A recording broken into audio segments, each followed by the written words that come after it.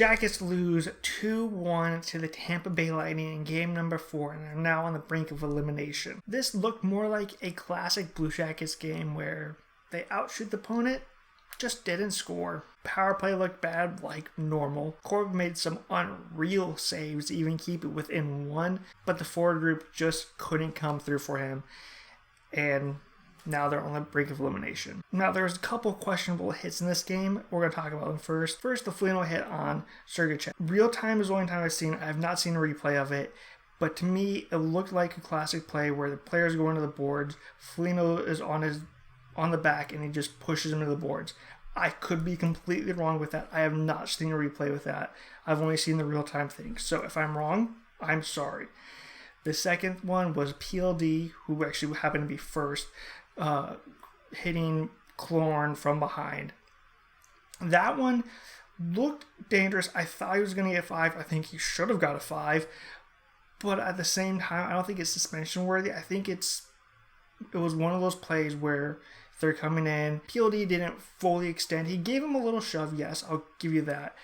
But he didn't do a classic shove like the dirty players normally would do. That's why I would say a 5. It was dangerous. He should have been penalized a 5 on it, but I don't think it was suspension worthy.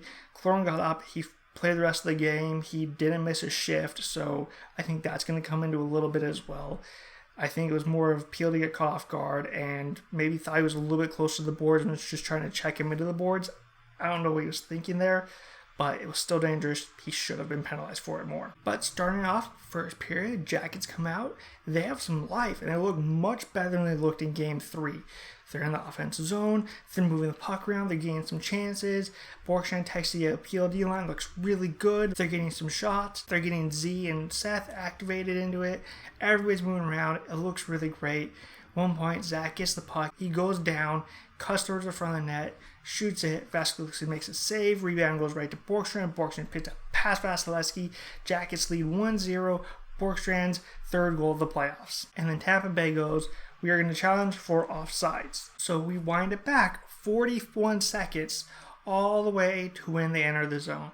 And when they enter the zone, Texier is a little bit forward. Yes, it was offsides. However, they played 41 seconds in the offensive zone. How is the offside still part of it? If they go in and then they shoot and PLD scores, all right, call it back for offsides. 41 seconds in the offensive zone is ridiculous. Tampa had many chances to get it out. They didn't. Call it back on that is horrible. But it was offsides and within the rule. Whatever.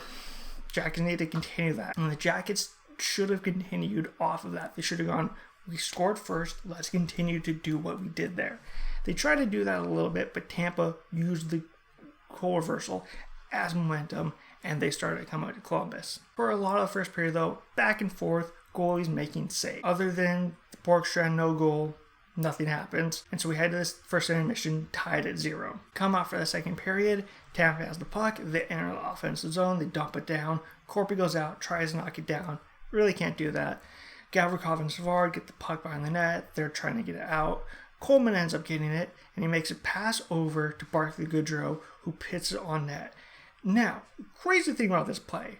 Corpy went from one side of the net to the other, gets a piece of the shot, it hits the crossbar, and then trickles in. Corpy was that close to making this unreal save. And he made some unreal saves in this game and before. He is having himself a playoffs, and it sucks that the forwards are not helping him out. But it trickles in. Tampa leads 16 seconds into the second period. A couple minutes after that, Tampa comes up the ice in an offense zone. Coleman tries to make a move on Zach, but Zach's having none of it. Gaudreau sends it to the point to Shattenkirk. Shattenkirk unloads a shot. Yanni Gore is standing in front of Korpisalo, tips it past him. Corpy had no chance on that goal, and Tampa leads 2-0. That third line for Tampa has been putting in work. They have been their best line in this playoffs, and the only problem with that is if Columbus focuses on them to shut them down, they can do that very easily, but then they leave Point and Kucherov and Johnson and all the other players for Tampa wide open. So Columbus has to risk that third line actually getting some scoring opportunities. This game, they just happened to do it. But a couple minutes after that, Nyquist is behind the net. He gets hooked, and the ref goes, boom. I'm like, okay, cool, hooking penalty. And Johnson starts yelling at the ref, and then the ref blows the whistle, and he takes Johnson to the box for hooking and Nyquist for holding the stick. I'm like, Nyquist had possession of the puck for like 10 seconds while Johnson yells at the ref, and the ref goes, oh yeah, okay, and then makes the call. Either make the call right away or just take Johnson for hooking. I don't understand that, but it's a 4-on-4, which, quite frankly, is better than the Jackets' power play. So on the 4-on-4, Jackets are in their zone, they break it out. Zach Werenski takes off the ice, he enters offensive zone, curls up, and tries to get a little bit of relief off of the defenders for Tampa. He starts to head to the blue line, he loses the puck, and he's reaching for it. He sees PLD coming in, so he backs off. PLD picks it up, he throws it at the net. Axon had driven the net, and as he does that, it bounces off of him, it goes in. Jackets are within one. Agason's third goal of the playoffs. That's a good shift by him. I thought he had a pretty good game considering he's missed the past 2 games, and he gets a goal on that. He gets rewarded. It's good to see for him to get some reward out of this, and hopefully he can take that and run with it a little bit more. But we continue on in the second period. Tampa gets a power play. They're moving the puck around really well. They shoot the puck. Corby makes the save. Rebound goes out. Patrick Maroon sees it, turns around, and goes, bam, tries to sneak it short side. Corby goes, no, kicks out the leg. And as he's laying on his stomach, the rebound goes out. Tyler Johnson sees this and goes, mine, goal. Jumps up, goes for it, gets it, takes the shot, and Corby just picks up his foot, blocks it.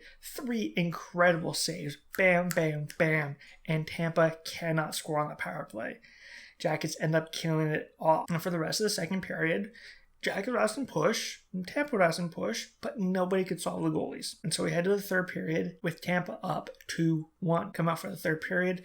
The Jackets would have some push, but their passes were just a little bit off. It's one of those mental errors that I think is starting to creep in, where the pass is just behind the player, or it's on the wrong side, or it's so obvious that the pass is going to that player that Tampa is just picking them off. If Columbus wants to continue playing in these playoffs, they're going to have to make the short, smart pass. Or make the crazy, complicated pass, but put it on the right side of the person. Jackets have some chances. Tampa has some chances. Neither team could score. And Tampa would end up winning 2-1. And now the Jackets are on the brink of elimination. Hopefully they can come out in game number 5 and actually do something. It's going to be an earlier game than before. It's at noon. I don't understand these times. To me, if you're the NHL, you would want to change up who's going on each day, different time slots, because not everybody is able to watch all the games. So if you have it changing, you're changing the teams. People are watching different teams.